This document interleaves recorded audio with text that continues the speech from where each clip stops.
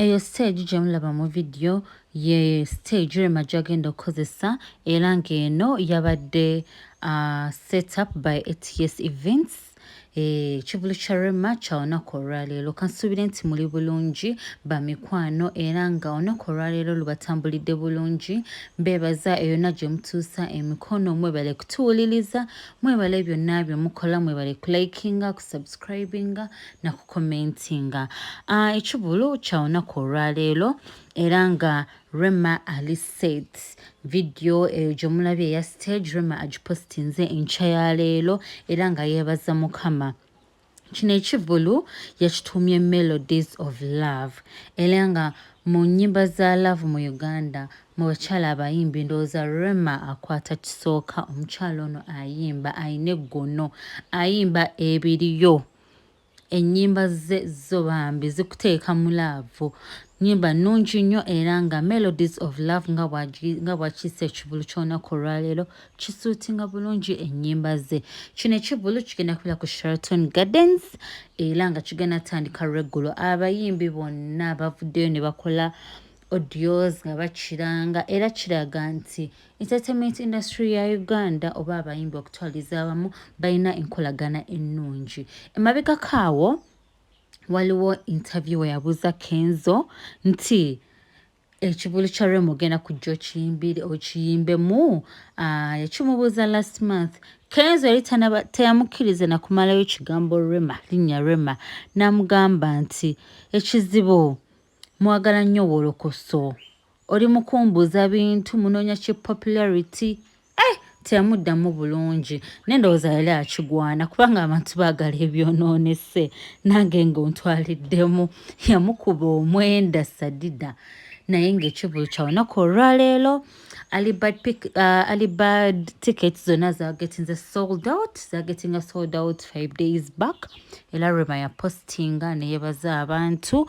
Alina tickets table ya $3,000,000, alina endala za $15,000 naye nga kyo kigenda kubeera massive era nga tugenda kuba tukibaleetera olunaku olwaleero mu bujjuvu.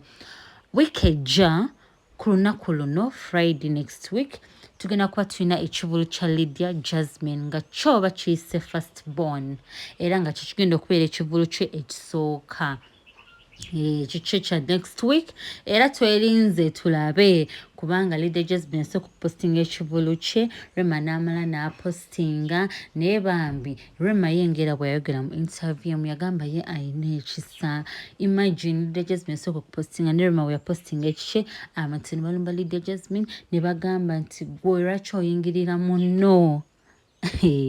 Abalala ne bagamba nti ye Rema ayingiridde Lydia Jasmine naye nga tukimanyi bulungi bino ebivuulu tomala gakitegeka suddenly nti pwa n'olonda olunaku osooka ne weebalirira. Bino ebintu babikolako even eya prayer oba eya towards the dead.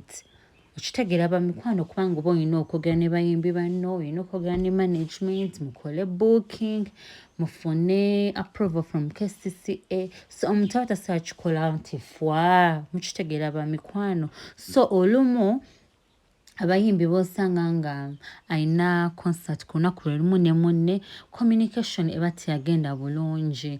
Mujjuka bungi ekivuulu ekyaliwo ekya Fikfa Maika ne David Lutalo earlier this year kyali ku lunaku lwe lumu era bambi David Lutalo abantu baali bamwogeredde bingi nti nedda kyokola kibi nnyo, emyezi 6 emabega wabadde ne concert ne tujja ne tukuwagira ate kati ayagala kukola concert ndala.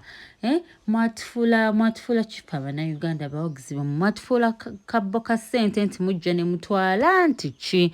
Era ng'olunaku olwaleero twesunze twagala kulaba ku Dr. Ssebunya, tulabe ebigenogena mu maaso. Ekivuulu ekyasembayo Rema nzijukira baali babuuza bbaawe ebibuuzo n'ajja n'abagamba mabbebi tobaddamu, n'agoba interviewer era abantu ne boogera bingi, bw'afugiriza omusajja biki n'agamba nedda, ze bannamawulire mbamanyi, mwagala mujja mu bigambo mubikozese mu ngeri zammwe. Kati tulinze drama olunaku olwaleero. Rema aba ne stage performances nnungi era byonna tubirinze tukimanyi somehow tugenda fune ka scandal era amasaba mikwano mwekwate NCK TV olunaku olwaleero ekiro ng'Ekivuulu kigenda mu maaso ngenda kuba mbaleetera amawulire agakwata ku kino Ekivuulu mwebale nnyo mwebalire ddala kutuning in mukama abankuumire.